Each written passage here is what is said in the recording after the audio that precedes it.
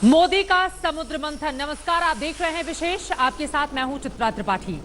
चीन की भूमिका आज के विश्व में उस दैत्यराज बलि के जैसी है जिसकी दुष्टता से पूरी दुनिया परेशान थी।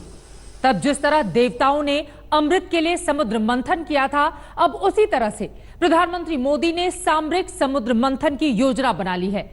इस समुद्र मंथन में 4 बड़े देश चीन की आक्रामकता पर जबरदस्त अंकुश लगाने की तैयारी में है। भारत, अमेरिका, जापान और अब ऑस्ट्रेलिया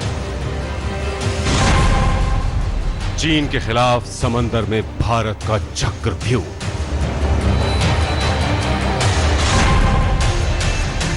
प्रधानमंत्री मोदी के प्लान से चीन में हड़कंप।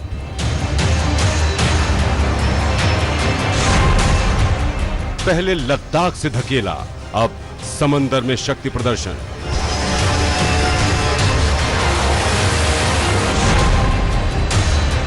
पहली बार होगी चीन के खिलाफ 4 देशों की मोर्चाबंदी।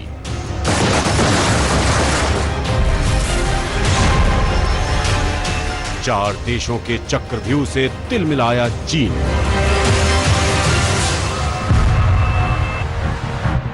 हिंद प्रशांत क्षेत्र में दबंगई पर उतरे चीन की नकेल कसने के लिए प्रधानमंत्री मोदी ने एक बड़ा प्लान तैयार कर लिया है। इसके तहत अब 4 शक्तिशाली देश एक साथ समंदर में चीन की घेराबंदी करेंगे। साल के आखिर में बंगाल की खाड़ी में मालाबार युद्धाभ्यास होने वाला है। खबर है कि भारत इसमें ऑस्ट्रेलिया को शामिल होने का न्योता भेजने वाला है।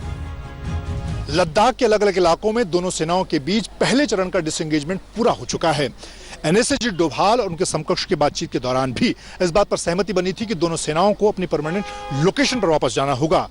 लेकिन 15 जून की घटना को देखते हुए भारतीय सेना चीनी सेना पर आसानी से भरोसा नहीं करने जा रही है। मोदी सरकार की ओर से यह कदम उस वक्त उठाया जा रहा है जब लद्दाख में चीन की जमीन खिसकती जा रही है। वो लगातार पीछे हटता जा रहा है।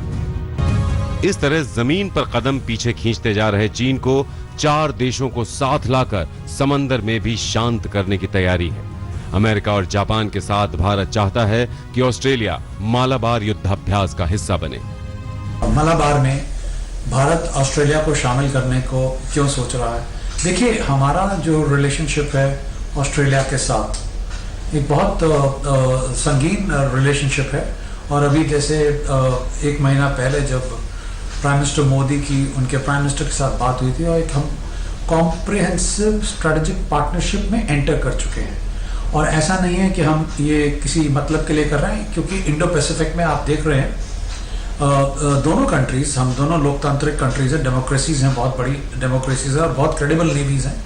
और हम ये देख रहे हैं कि for the safety, security, prosperity and peace in Indo Pacific ये गठबंधन उसके लिए हो रहा है।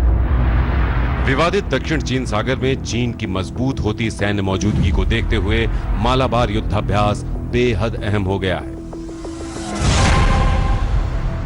यह युद्धाभ्यास 1992 से होता आ रहा है। पहले इस सैनिक युद्धाभ्यास में भारत और अमेरिका ही शामिल हुआ करते थे, लेकिन साल 2015 से भारत और अमेरिका के साथ जापान भी इस युद्धाभ्यास में नियमित तौर पर शामिल हो रहा है। तीनों देशों का मकसद इस अभ्यास से आपसी सैन्य सहयोग को बढ़ाना है।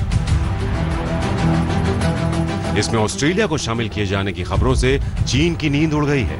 उसने कहा है कि चीन के साथ हालिया सीमा विवाद के बीच भारत 2 कारणों से इस युद्धाभ्यास में ऑस्ट्रेलिया को शामिल कर रहा है।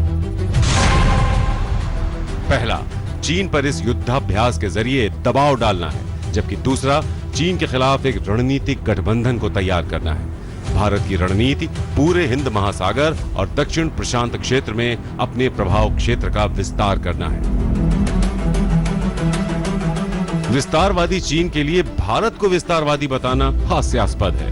ये युद्धाभ्यास पहले सीमित पैमाने पर हुआ करता था, लेकिन हिंद महासागर में चीन की बढ़ती दबंगई को रोकने के लिए इसका दायरा बढ़ रहा है। दरअसल चीन दक्षिण चीन सागर पर एक छत्र राज करना चाहता है। वो दूसरे देशों के जहाजों को टक्कर मार देता है, उन्हें रोकता टोकता है, यहाँ तक कि उन्हें समंदर में डुबो तक देता है। लद्दाख में उसकी हिमाकत के बाद पीएम मोदी ने अब उसे समंदर में सबक सिखाने का फैसला किया है।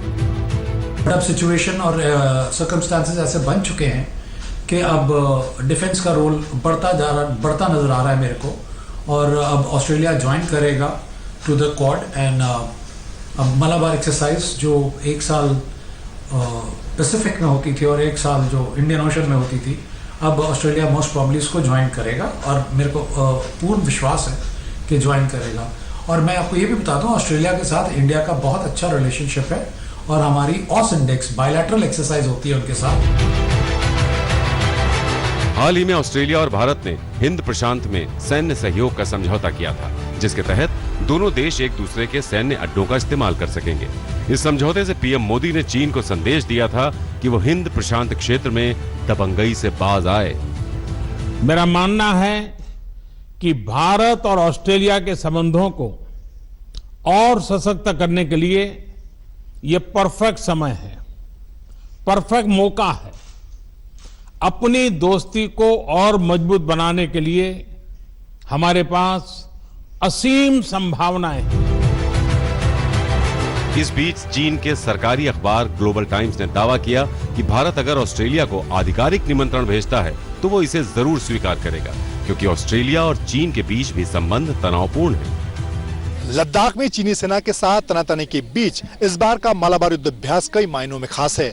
अब तक इस युद्धाभ्यास में अमेरिका और जापान हिस्सा लेते थे, लेकिन इस बार भारत की कोशिश है कि ऑस्ट्रेलिया भी इसमें शामिल हो। और इसे देखते हुए चीन की परेशानी शुरू हो गई है, क्योंकि उसे लगता है कि इस समुद्री क्षेत्र में उसकी दबंगई पर रोक लगने जा रही है। पिछले साल मालाबार युद्धाभ्यास 26 सितंबर से 4 अक्टूबर तक चला था। जापान के सेसेबो के पास हुए युद्धाभ्यास में भारत का 6100 टन वजनी आईएनएस सह्याद्री, पनडुब्बी विध्वंसक आईएनएस किल्टन और P-8I समुद्री टोही विमान शामिल हुआ था। इस बार चीन से भारत ही नहीं, अमेरिका, जापान और ऑस्ट्रेलिया भी खार खाए बैठे हैं। अमेरिका ने तो अपने 3 सबसे शक्तिशाली युद्धपोत चीन के खिलाफ उतार भी रखे हैं। ऐसे में मालाबार युद्धाभ्यास से चीन को साफ संकेत दिया जाएगा कि उसे किसी भी गुस्ताखी का चौतरफा जवाब मिलेगा।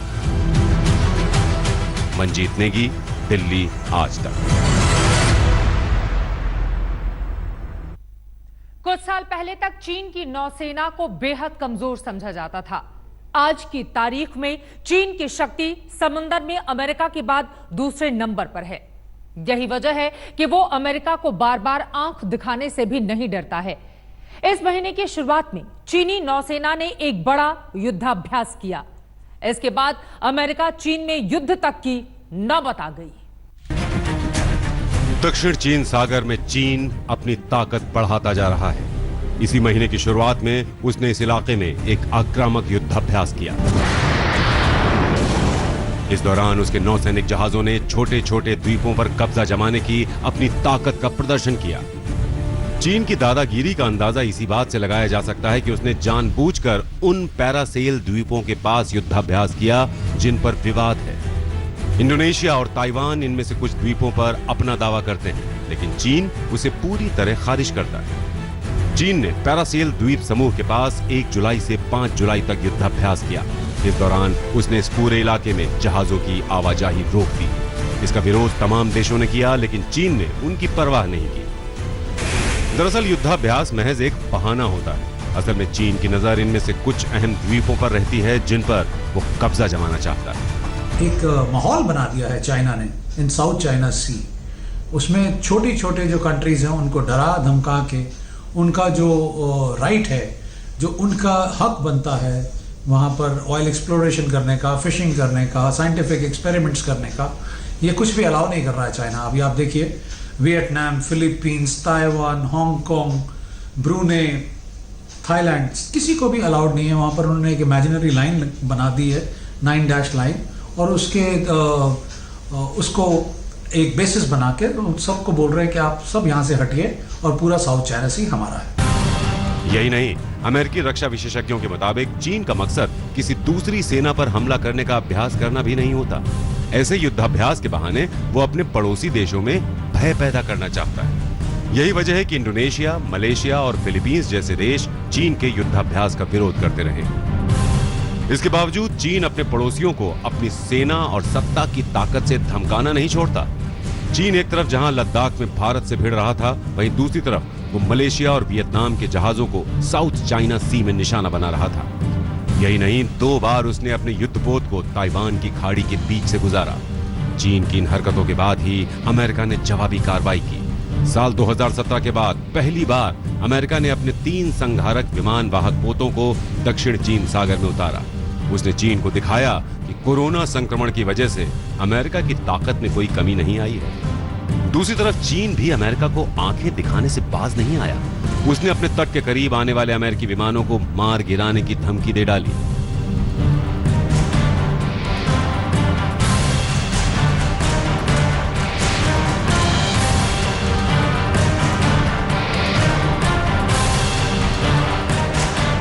दरअसल बीते कुछ सालों में चीन ने अपनी नौसेना की ताकत कई गुना बढ़ा ली है। चीन के पास अब लियाओनिंग जैसे विमान वाहक पोत हैं, जिसमें JF-15 जैसे लड़ाकू विमान उड़ान भर सकते हैं। 2 साल पहले चीन ने दक्षिण सागर में सबसे बड़ा युद्धाभ्यास किया था। इस दौरान उसके करीब 50 युद्धपोत शामिल हुए थे। इसके अलावा उत्तर, पूर्व और दक्षिण सागर के नौसैनिक साथ आए थे। चीन को पहले जमीन पर लड़ने वाली शक्ति माना जाता था। समंदर में उसकी ताकत को बेहद कमजोर माना जाता था। अब उसने अपनी नौसेना को ही अपनी सबसे बड़ी ताकत बना लिया है।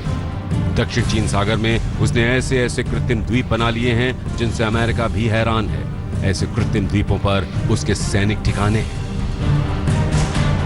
अमेरिका अब उसकी नकेल कसने में लगा है, लेकिन यह काम अकेले करना आसान नहीं है। यही वजह है कि चीन को रोकने के लिए अमेरिका के साथ भारत, जापान और ऑस्ट्रेलिया भी आ रहे हैं। मंजीत नेगी, दिल्ली आज तक। प्रधानमंत्री मोदी ने 3 बड़े देशों के साथ चीन की घेराबंदी का प्लान यूं ही नहीं तैयार किया। दरअसल चीन ने भारत के पड़ोसी देशों को उसके खिलाफ करने में सस्ते कर्ज का बड़ा सा जाल फेंक दिया था। उस जाल में फंसने के बाद पड़ोसी मुल्कों के पास कुछ बचा ही नहीं था और इसी वजह से वो चीन के साथ खड़े होते हुए दिखाई देने लगे। सस्ते कर्ज के जाल में चीन दुनिया के कई देशों को फंसा चुका है।